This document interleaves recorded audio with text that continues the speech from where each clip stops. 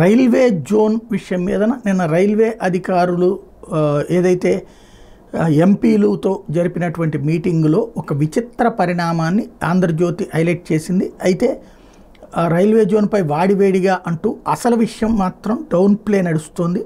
Visakha railway zone అంశం మీద దక్షిణ మధ్య రైల్వే జీఎంతో పార్లమెంట్ సభ్యుల సమావేశం వాడివేడిగా జరిగింది. రైల్వే జోన్పై ప్రకటన చేసి 10 ఏళ్లు దాటిన నేపథ్యంలో ఏర్పాటుకు ఎప్పుడు చర్యలు తీసుకుంటారని ఏపీ ఎంపీలు ప్రశ్నించారు. రైల్వే ఉన్నతాధికారులు మళ్లీ భూములు భవనాల చుట్టూ కదలారు. రైల్వే జోన్ ఏర్పాటుకు భూములు భవనాలతో ముడిపెట్టద్దని కేంద్రం ఇచ్చిన హామీని వెంటనే అమలు చేసేందుకు చర్యలు తీసుకోవాల్సిందిగా ఎంపీలు గట్టిగా కోరారు. శుక్రవారం విజయవాడ దక్షిణ మధ్య రైల్వే జీఎం అరుణ్ కుమార్ నేతృత్వంలో ఏపీ పార్లమెంట్ సభ్యులతో సమావేశం జరిగింది. సమావేశానికి మొత్తం 31 మంది లోక్సభ రాజ్యసభ ఎంపీలకు ఆహ్వానం పంపగా 16 మంది ఎంపీలు హాజరయ్యారు. మెజార్టీ ఎంపీలు రైల్వే జోన్ అంశంపై గట్టిగా ప్రస్తావించారు. భూములు భవనాల సమస్య తేలే వరకు తాత్కాలికంగా అద్దె భవనాల్లో కార్యాలయాలు ఏర్పాటు చేయాలని, లేని పక్షంలో విశాఖ డిఆర్ఎం కార్యాలయంలో కొన్ని గదులు కేటాయించి రైల్వే జోన్ కార్యకలాపాలు ప్రారంభించాలని విజ్ఞప్తి చేశారు. ఇంతకంటే వెర్రితనము అమాయకత్వం మరేమీ ఉండదేమో. అసలు ఆ ప్రపోజల్ చేసిన వాళ్ళకి బుర్ర ఉండాలా, ఏదన్నా ఉందా? ఇప్పుడు ఈ ప్రభుత్వం ఇప్పుడు ఉన్నది ఎన్డీఏ ప్రభుత్వమే.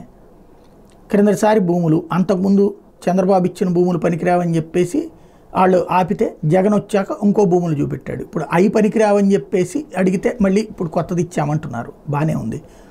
ఇప్పుడు ఆ భూముల్లో భవనాలు కట్టి దాంట్లో రైల్వే జోన్ అక్కర్లేదు, ముందు పెట్టుబడేసేయండి డిఆర్ఎం ఆఫీసులో. పెట్టుబడేస్తారు, వాళ్ళకి ఏం పోయా ఓ 10 మంది అధికారులు పెడతారు. దానివల్ల రైల్వే జోన్ వలన ఉపయోగం ఏముంది? ఇంకా మనకి రైల్వే జోన్ మనకేం కావాలి? ఒరిస్సా కేంద్రంగా ప్రారంభమై మనకు కార్యకలాపాలు నడుస్తున్నాయి. అలా కాకుండా అంతా వైజాగ్ నుండి జరగాలి. ట్రైన్స్ అన్నీ కూడా వైజాగ్ నుండి స్టార్ట్ కావాలి. ఒరిస్సా హెడ్ క్వార్టర్గా మనకు ఉండటానికి వీల్లేదు. ఆదాయం మనది, హెడ్ క్వార్టర్ ఒరిస్సాది. హెడ్ క్వార్టర్కి దానివల్ల బెనిఫిట్ ఎక్కువ అవుతుంది. ఇందుకే కదా మన రైల్వే జోన్ కావాలనుకుంది. లేకపోతే అదే రైళ్ళు అటు ఇటు వస్తుంటాయి పోతుంటాయి, ఇవన్నీ కామన్. మన రైల్వే జోన్ ఎందుకు కోరుకుంటున్నాం? ఎంప్లాయ్మెంట్ మన దగ్గరికి రావాలి. మన దగ్గరికి ఎంప్లాయ్మెంట్ రావాలంటే ఇక్కడ జోనల్ ఆఫీస్ ఫుల్ ప్లెడ్జ్డ్గా ఉండాలి. 5 ఏళ్ళు ఉంది టైము. ఇప్పుడు బిగిన్ చేస్తే 2 ఏళ్లలో బిల్డింగ్ కట్టలేమా? లేదు. పోనీ ప్రభుత్వ భవనాలు ఏదైనా ఇస్తాము అని చెప్పేసి పోనీ రాష్ట్ర ప్రభుత్వం ఇవ్వచ్చు కదా.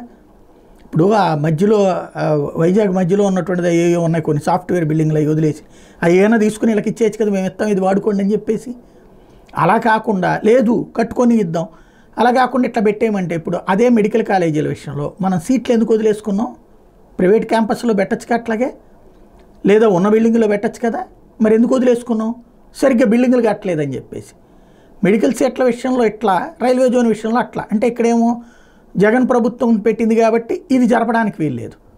ఇది అసలు 700 సీట్లు వచ్చేదాన్ని జరగొట్టాలి. అదే రైల్వే జోన్ ఏమో అయిపోయిందని చెప్పి చూపించాలి. రైల్వే జోన్ వచ్చిందని ఓ బోర్డు పెట్టేస్తే సరిపోతుంది. ఇదే ప్రజలకు ప్రయోజనం?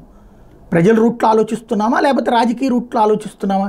మీడియా కూడా దాన్ని డౌన్ ప్లే ఇట్లాగా చేసుకొచ్చేది. ఏం మాట్లాడుకుంటున్నామో ఏం అర్థం కాని పరిస్థితి.